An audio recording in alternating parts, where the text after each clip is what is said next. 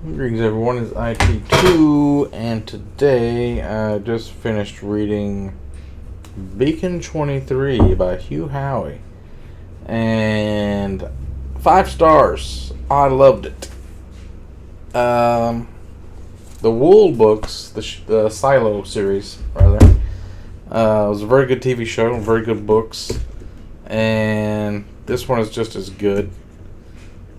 So 2 for 2 or 4 for 4 on Hugh Howey. I don't even know how you would see, he's the only author. He does this thing where he writes a bunch of small novellas and then they get compiled into one book.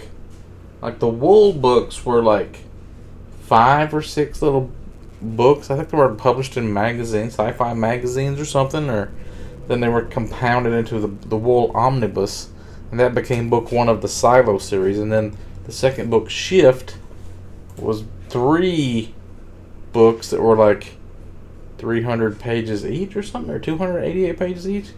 And they compiled those into the second book, Shift. So I'm only counting them as 3 books because I've read Wool and I've read Shift and I've read Dust. And then they're not that huge. They're not like long books, I don't think. Didn't take that long to read them. But technically I should have counted these 4 books as like 15, 20 books. I don't know. And then he's got this other series called Sand, which if you look at the series for Sand, it's 1, 2, 3, 4, 5 books. But then book 1 through 5 is just called Sand. And there's book 2, it's called Across the Sand. And that's in the series called The Sand Chronicles 2. Okay, and that's just a book by itself. So that's not like a bunch of little books combined. And the only other time I remember this happening is like The Green Mile by Stephen King. It was like a bunch of small books and they put them all together. Maybe there's other times, I just can't remember them right now. Anyway, it's about a lighthouse in space. You know how you have lighthouses that protect ships on the water? This is like a lighthouse in space where this guy sits there all lonely. He's like a former military guy. And he's trying to retire, and he wants to be by himself, so they send him out there. And I don't know if he does maintenance on the thing, or I started to watch the TV series. That's the main reason I wanted to read the books, because I wanted to watch the TV show, and I wanted to read the book first. And the first episode, it starts out completely different. Like in the book, something fucks up. Like these breakers, they call them. Like people in the olden times, they would purposely take out lighthouses. Like they'd try to build them, and then during the night, the bricks that they built that day would disappear. Like people would steal them away so that they couldn't build a lighthouse. To intentionally, and they'd also like sabotage them and stuff to cause ships to crash so that they could loot the cargo and then run off with it and like steal stuff. So they did something to his space lighthouse where it's like a gravitational wave thing, and it shows you where the asteroids are. So when you're coming through at faster than light speed, you can like not run into these asteroids. In the TV show, it's a dark matter thing. Like there's not always dark matter there or something, so the lighthouse detects it and it lets you know where it is. And then they hacked it so it says everything is safe when it's not. So then every time he would reset it, it would immediately like go back to saying it's safe again. And this big ship crashes, and then like in the book, it detected a life sign, and he goes out on this little, like a lifeboat, what they call it, a small ship, and he retrieves this box, and it's got a rock inside of it. See, this is weird because he talks to the rock, and he finds out it's an alien, but then later he realizes he was going crazy, and it wasn't really an alien, it was just a rock.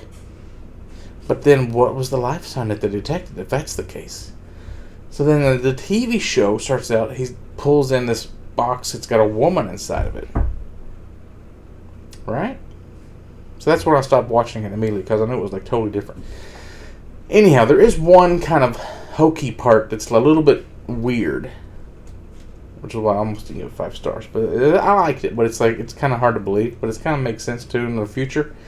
Like there's this woman that was in the war with him, and there's like a bounty on her head. So like these bounty hunters show up, and they've gotten word that she's on his lighthouse.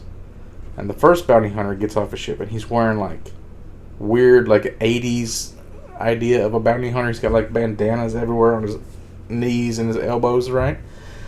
So then apparently there's 3 bounty hunters show up. So the second bounty hunter shows up while he's talking to the first bounty hunter. So they go into the second bounty hunter's ship. And then the woman that the bounty is for must have been hiding on the first guy's ship. So then she sneaks onto his lighthouse while they're talking to the second guy. And the second guy, he's like a British guy with like a suit and a top hat. Kind of like another typical bounty hunter kind of.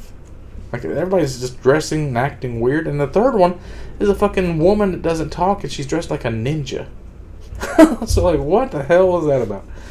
Anyway, they end up, they start to leave, and he realizes she's on the ship, and they start talking to her, and then something happened in the logs, but they figured out she was there, because they were scanning life signs, or it was,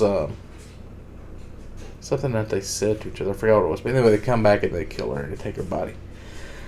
So he's freaking out about that. But he ends up killing a couple of the bounty hunters. And the first guy, he had like this pet alien.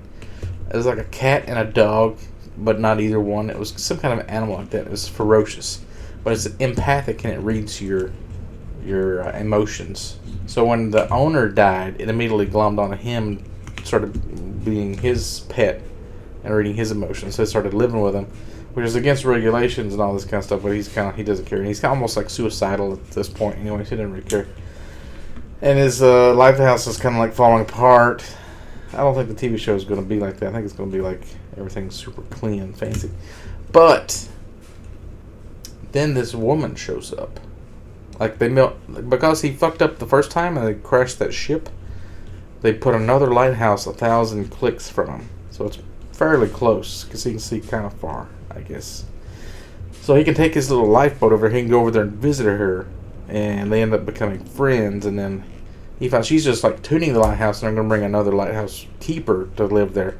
But then they kind of realize that they love each other or something, because they were both in the war, and they end up crying and holding each other and stuff. So she ends up staying, which he still doesn't understand, like why the Navy would let them keep her there instead of using a lighthouse keeper. Because he's kind of like losing his mind. And then the Rock starts talking to him towards the end, too. So I don't really know what to believe. Anyhow, the book's really... The last part of the book is kind of about what it's like being in war and being a soldier. And like he had to make this decision to kill like all these aliens, and he chooses not to blow them up.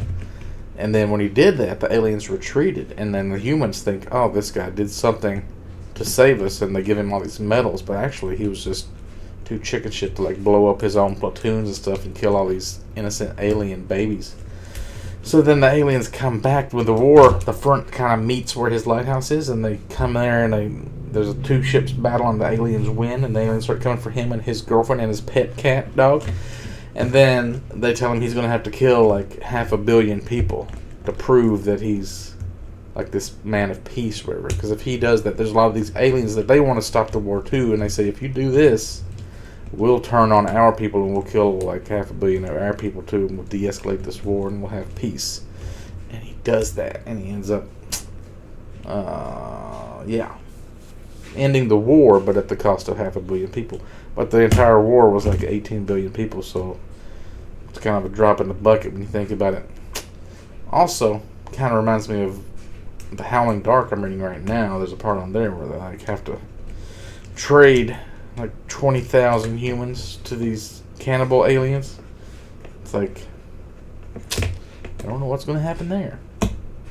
And at the same time, I'm listening to the Warhammer 40k audiobooks.